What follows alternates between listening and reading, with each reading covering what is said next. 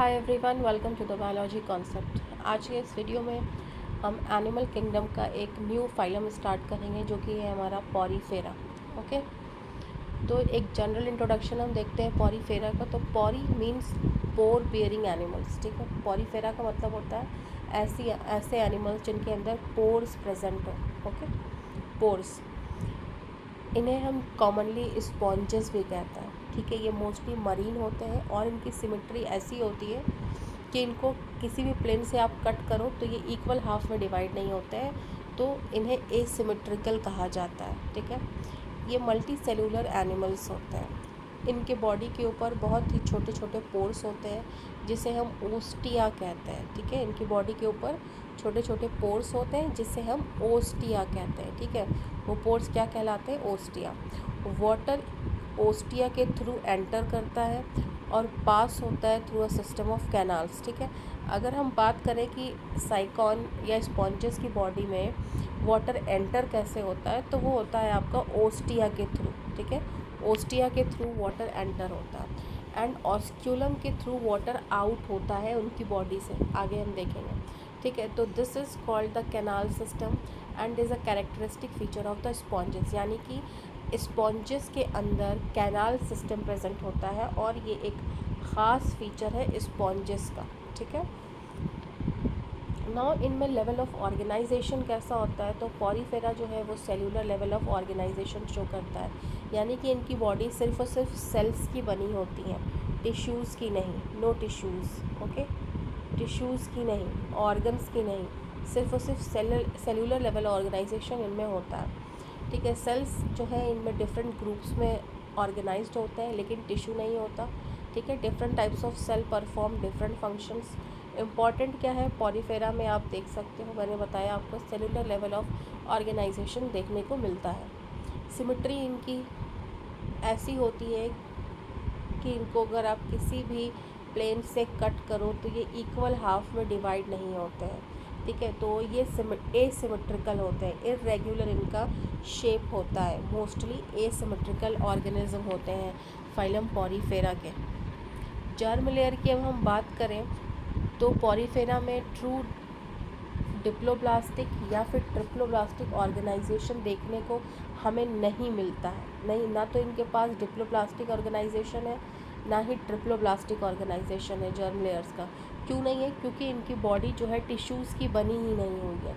इनका जो बॉडी का ऑर्गेनाइजेशन है वो सेल्यूलर लेवल है, टिश्यू नहीं है, इसलिए इनमें जर्म लेयर्स के बेसिस पे इनको डिवाइड नहीं किया जा सकता। ना तो ये डिप्लोब्लास्टिक है और ना ये ट्रिप्लोब्लास्टिक ऑर्गेनाइजेशन को शो करते हैं। क्यों नहीं शो करते हैं? क्योंकि इनकी बॉडी टिश्यूज़ की बनी नहीं होती है, सेल्यूलर लेवल ऑफ ऑर्गेनाइजेशन होता है इनमें।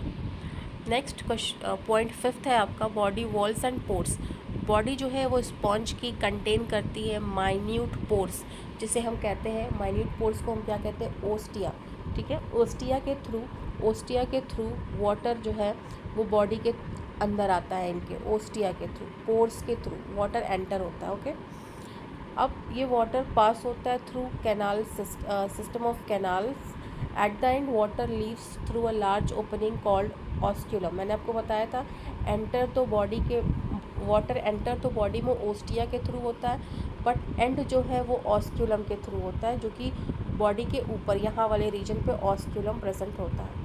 ठीक है, तो वाटर करंट कैसा होता है? ओस्टिया के थ्रू बॉडी में वाटर आया, कैनाल सिस्टम में पूरा सर्कुलेट हुआ एंड ऑस्क्यूलम के थ्रू बॉडी से बाहर चला गया वाटर आउट हो गया थ्रू ऑस्क्यूलम। ठीक है, this continuous water current is extremely important for the sponges. ठीक है, ये continuous water current that is ostia से कैनाल सिस्टम में आना देन ऑस्क्यूलम से बाहर चले जाना, ये जो पैटर्न है एक्सट्रीमली इम्पॉर्टेंट होता है स्पॉन्जेस के लिए। ठीक है, कई बार ये हो सकता है कि आपके एग्ज़ाम में ये जो वाटर करंट का मूवमेंट है ना, ये वाली लाइन ये पूछ सकता है कि वाटर करंट कैसे होता है। तो सबसे पहले याद रखिए, वाटर बॉडी में स्पॉन्ज के एंटर होता है थ्रू पोर्स या ओस्टिया के थ्रू बॉडी के अंदर पानी आता है, कैनाल सिस्टम में जाता है, देन ऑस्क्यूलम जो कि बॉडी के टिप पे मोस्टली प्रेजेंट होता है, उससे वो वाटर बाहर चला जाता है। ओके, नाउ कैनाल सिस्टम को हम समझते हैं। तो ये कैनाल सिस्टम जो है एक बहुत ही इम्पॉर्टेंट फीचर है पॉरीफेरा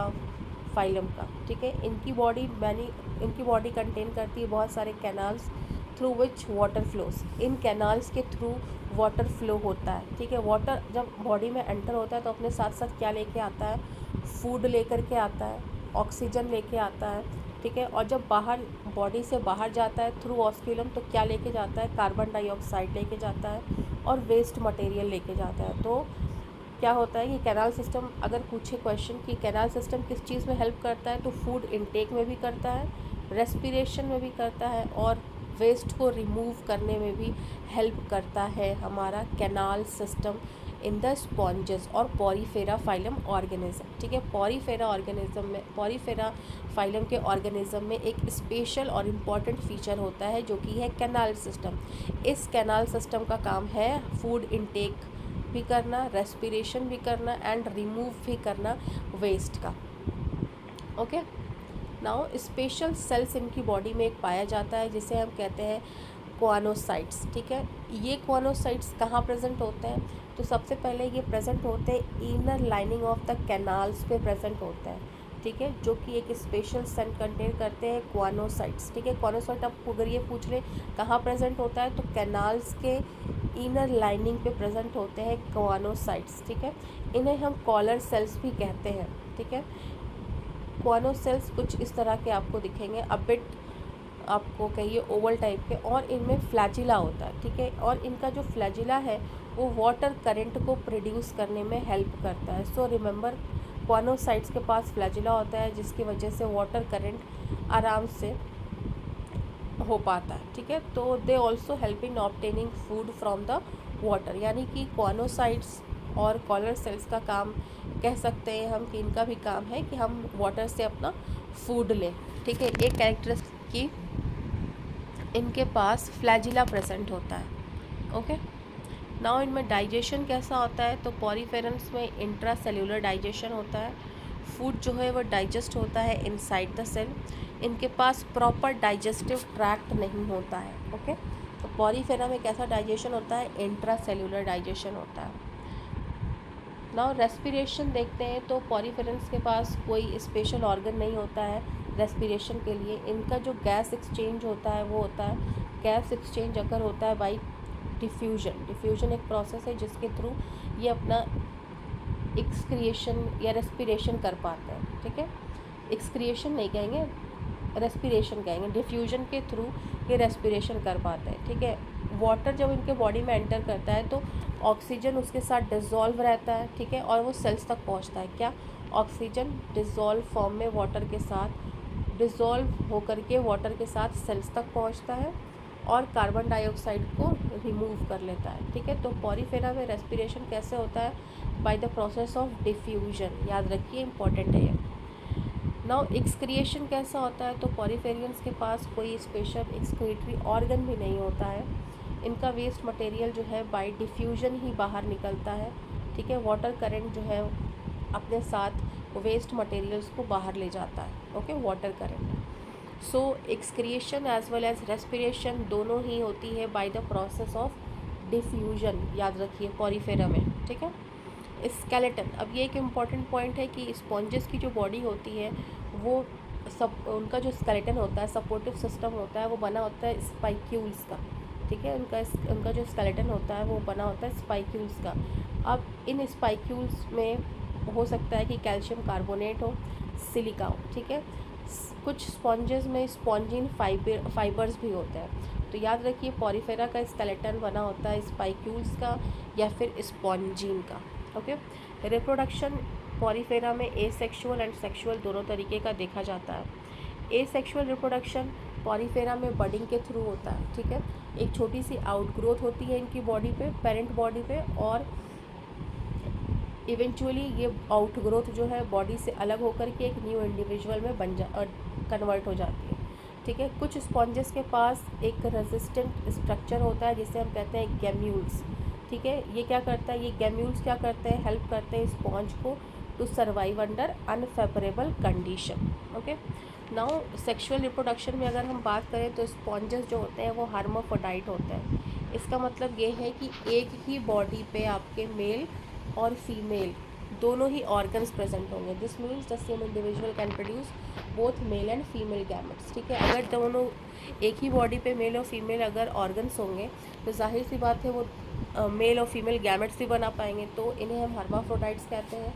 मेल गैमेट्स जो होते हैं वो वाटर में रिलीज होते हैं और दूसरे स्पॉन्ज तक पहुंच पाते हैं। तो फर्टिलाइजेशन जो है जनरली स्पॉन्जेस में इनसाइड होता है, okay.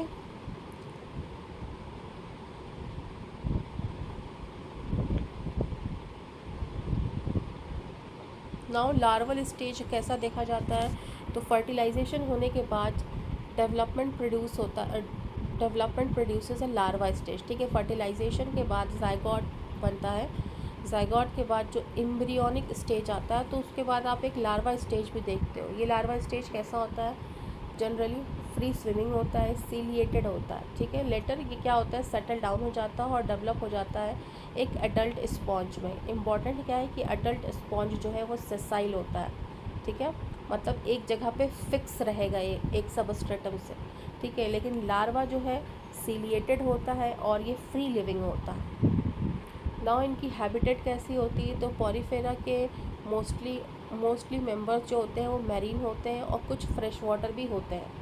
Marine and fresh water इनकी हैबिटेट है। नाउ एनसीईआरटी एग्जांपल्स क्या है, Sycon, Spongilla, Euplectella and Euspongia. ये 4 चीज़ें हैं जो एनसीईआरटी में आपकी गिवन है एज एन एग्जांपल। तो याद करने का तरीका क्या है, SSEE, ठीक है। Now NEET must remember lines क्या है, तो पॉरीफेरा जो है, Porifera means pore bearing animals, pore इनके बॉडी पे प्रेजेंट होता है, जिसे हम ओस्टिया भी कहते हैं, जिसके थ्रू वाटर एंटर होता है बॉडी के अंदर, ठीक है। ये cellular level of organization show करते हैं। इनकी बॉडी का कोई शेप नहीं होता, तो ये एसिमेट्रिकल होते हैं। ओस्टिया से वाटर एंटर होता है बॉडी में एंड ऑस्कुलम के थ्रू वाटर बॉडी से बाहर जाता है। कॉनोसाइट के पास फ्लैजिला होता है और ये वाटर करंट प्रोड्यूस करते हैं। कैनाल सिस्टम एक कैरेक्टरिस्टिक फीचर है स्पॉन्जेस का। डाइजेशन इनमें इंट्रासेलुलर होता है। रेस्पिरेशन और एक्सक्रिएशन दोनों ही डिफ्यूजन के थ्रू होता है। स्केलेटन इनका बना होता है स्पाइक्यूल्स और स्पॉन्जीन फाइबर का। याद रखिए इस फाइबर को, इम्पॉर्टेंट है। पॉरीफेरन ज़्यादातर मैरीन होते हैं। ये हर्माफ्रोडाइट होते हैं, that is male and female gametes जो है सेम बॉडी पे बनते हैं। अडल्ट जो इनका स्टेज है वो सेसाइल है और लार्वल स्टेज जो है वो फ्री लिविंग है। लार्वल स्टेज जो है वो सीलिएटेड होता है, सीलिया इनकी बॉडी पे प्रेजेंट होते हैं, ठीक है। और इम्पॉर्टेंट एग्जांपल आपका क्या है, Sycon, Spongilla, Euplectella and Euspongia. I hope आज का आपको ये फाइलम का एक्सप्लेनेशन पसंद आया होगा, तो आप इसे एक थम्स अप ज़रूर दोगे एंड बायोलॉजी कॉन्सेप्ट को सब्सक्राइब भी करोगे। Thanks for watching.